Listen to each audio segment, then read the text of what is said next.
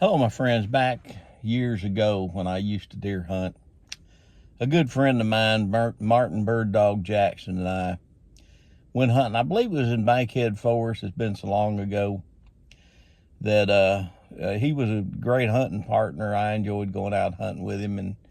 And back then, Baker stands, if you remember Baker's tree stands, they were real popular. And I'm pretty sure that's what I had, was a Baker tree stand. I think we were bow hunting, but could have been gun hunting. It's been so long ago. But we had gone hunting in Bankhead Forest, and I'd had to let people borrow my stuff. And for some reason, I can't remember if Martin had just got a Baker tree stand or whether he just wasn't used to it or what. It seemed like he borrowed my hand climber, and that was the top part. Tree stand straps on your feet. And then you got a hand climber, and you push a hand climber up, it clamps in place onto that tree. And then you pull the bottom platform up, clamp it on there with your feet, both your feet that are strapped to that bottom part of that stand.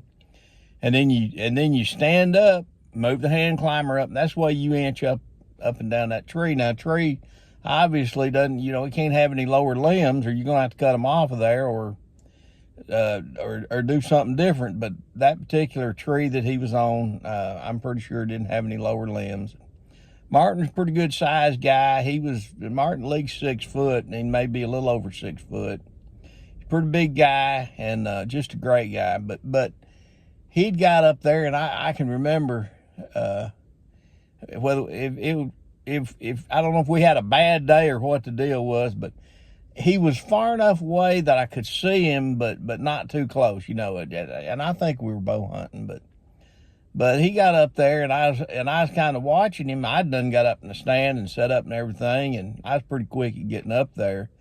One of the habits I had when I was deer hunting, and I just like I do everything else, when I got into it, I had all kinds of junk and equipment with me. I'd carry a bottle up with me, to keep from having to get down and go to the bathroom. And so I'd pull it up there with me and have it with me, and just everything I could think of. Of course, the coldest place I ever been on earth, I think, was on a Baker tree stand, because there's not much way to protect yourself. I mean, it is cold up there and the wind blowing.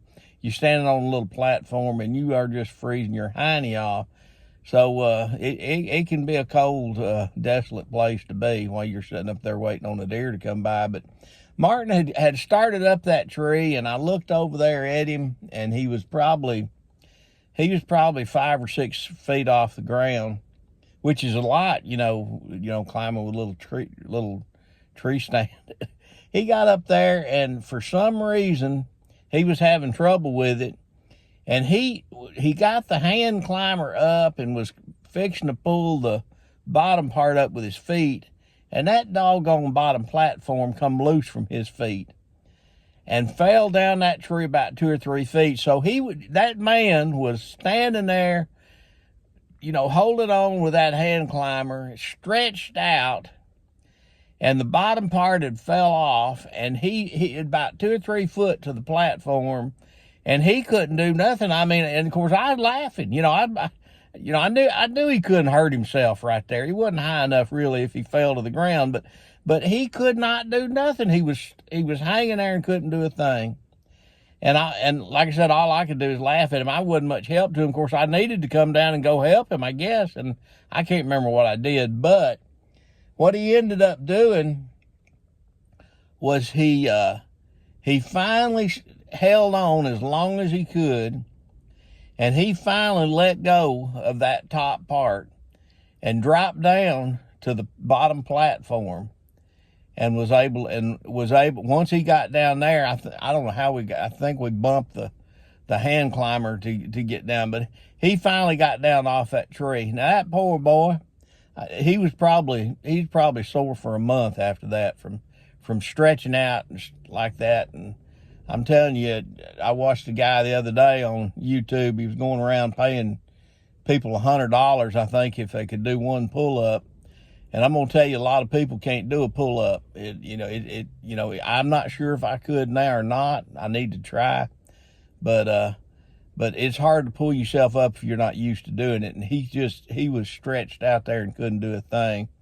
But poor old Martin, he got himself into some real predicaments, I think, when he was hunting. I think, if I remember correctly, another story was he had surgery, I think, on, excuse me, on both of his feet. I think I can't remember if he had heel spurs or what the deal was. But what he did, he had both feet operate on at the same time. And Martin is one of the most dedicated deer hunters I've ever seen in my life. But he ended up having both them feet done at once, so he wouldn't have to, do them one at a time. And I always heard, I didn't see him do it, but I heard he crawled into the woods so he could still deer hunt. And that's how dedicated that man is about deer hunting. He loves deer hunting, no doubt. Loves being outdoors and being a part of deer hunting. But that's my story about Martin and the tree stand. I'm sticking to it. God bless you, my friends. I hope you're having a great day. A little bit overcast around here. Got a lot of wind blowing. Got some storms going to roll in tonight. We'll see what they bring us. I hope you're doing well. I'm still enjoying the YouTube channel. I hope that if you watch this video, you'll like, comment, share it, and especially subscribe. And if it's on Facebook, make sure you follow my page. We'll catch you later. Bye-bye.